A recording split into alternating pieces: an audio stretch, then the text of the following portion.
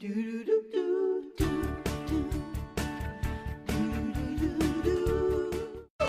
is. There's that beautiful smile. Okay, so a few weeks ago, Kristen shared her struggle to get Kingston, her son, to sleep through the night. Yes. So we asked for the help of sleep trainer Natalie Willis. Natalie's plan actually helped Kingston sleep through the night overnight. Not a joke, overnight. So we invited Natalie back to our home. Yeah, we demanded you come back here. We demanded her back. We need to see her. I'm glad to be here. It's not about adult sleep training. It's about, but she can help you as Oh, well. I thought that's what we're... Right. No, actually, this is, we've got another little one on the way, so it's not toddler sleep training. Now it's about infant sleep training, which is probably just as difficult, if not more. So, Kristen, what is your biggest concern with the infant sleep training? Well, first of all, every time I see Nat, I want to, like, shower her with gifts and, like, hug her and, like, come over for dinner, whatever you want in the house, because she's really changed our life, like, completely. And I think that's why it's so important to talk about this, because 9 out of 10 moms I talk to, like, out and about, have sleep issues with their kids. Like, it's crazy.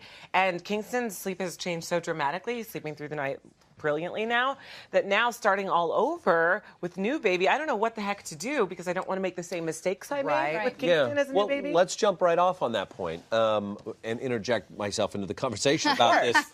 The infant, we're talking babies. Right. So, like, when do you start sleep training? Right. Because they're so small, they have to eat and... Totally. So if there's one thing I could sort of vanish from newborn parents' vernacular is this idea of trying not to start bad habits, as if there's some way that we can keep from helping these newborns to fall asleep. We can't. They don't come out knowing how to go to sleep on their own, so we help them. But right around the 4th or 6th month, sometimes a little bit older, is when they start to struggle. And whatever they needed at bedtime, they start to need 2, 3, 4, 10 times overnight. Rocking. And right, exactly. Right, whatever they're relying on, whether it's rocking or nursing or what have you. And so right around 4 months is when they're cognitively ready to accept a like a sleep pattern, a schedule throughout the day, and sleep longer periods overnight. But then at 4 months, because with Kingston, I mean, we started when he was 2, and I explained different things. At 4 months, I'm not going to be like, okay, baby. That's right. So what do you do? And Kingston's, this new baby's going to be sharing a room with Kingston as well. So where do we even start? Okay. That's So there's 2 parts there, right? So when we're talking about how to sleep train an infant, it really is always better to go with a rip the Band-Aid off of it method, which I know is very hard because... 2 moms you're talking I understand. Hey, listen, I'm a mom too. I've got 2 babies myself. I totally understand.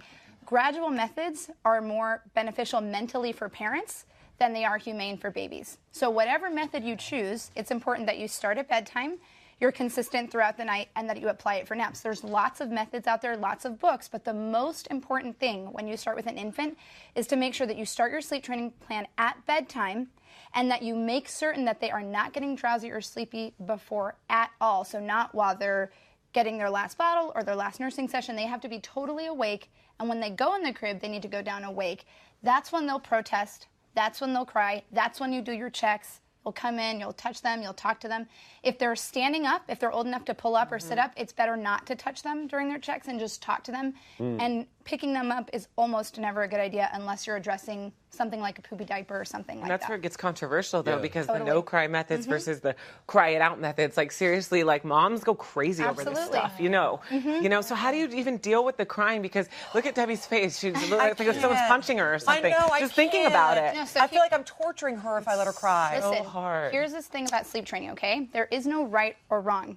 You don't have to sleep train. There is no morality regarding this. If you don't feel comfortable sleep training or you don't want to, that's fine.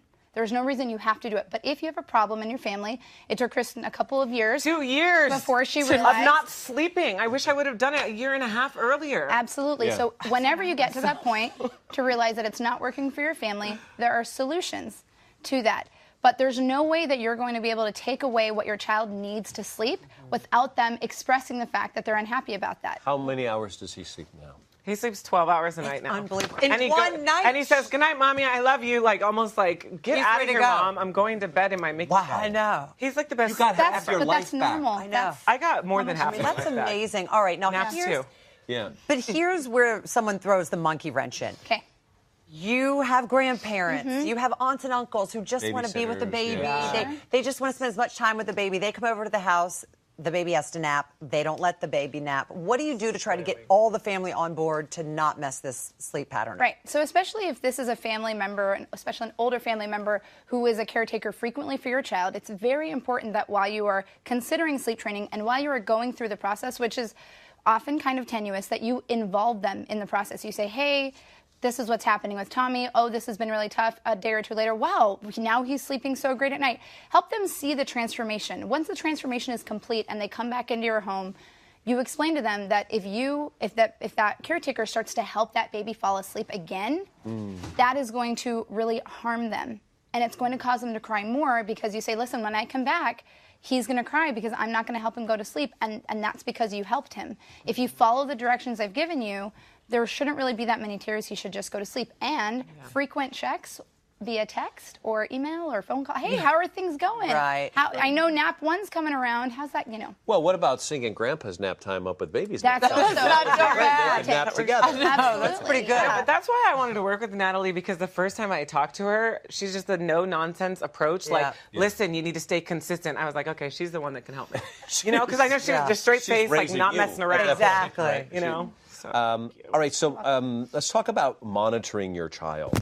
And we talked about white noise, whatnot. All these things, are they required, or what do we get from these, and how does this help? I won't work with a family unless they are willing to video monitor their child through the process at least. So if they don't want to use it afterwards, that's fine. But through the process, it's not very safe. A lot of people are like, it's overkill. We didn't have monitors at all. We don't leave the house without a cell phone. This is really kind of ubiquitous at this point. People want to be able to know what their babies are doing. We have amazing products that can monitor, our children's movement. We have products that help us monitor our children's sleep. And it really takes, I frankly think that the most important aspect of monitoring our children is our peace of mind. I have school-age children, and I still look on their video monitors to make sure they're in their rooms and they're breathing before they go to sleep, because I sleep better, and that is priceless. I have the app on my phone. I watch Kingston from here sometimes. So do I. I have the same thing, too. You have like 8 cameras my husband's a little obsessive with cameras everywhere. So enter my home at your own risk. That's all I'm saying. But what I will say is that when he started putting the cameras up, I had some trepidation. Not because I don't want to check on my child, but because I was worried about the wavelengths going through my baby's brain and at such a developmental time. Are these things dangerous to have constantly? It is a very common question. It's a good one to ask, and thankfully they are not dangerous at all. There have been numerous studies done. Generally, when you dig a little deeper and there's something that's fear-mongering and you say, where's the study? Like, let's look at the data on that. Right. You're not really finding anything that's really sort of solidly saying that they're dangerous, so you shouldn't have any, and your pediatrician can respond to that. Can I ask you about this thing that's hovering over us right here? Beautiful, wonderful machine. It's tracking your movement. I love it. Love this. I love this.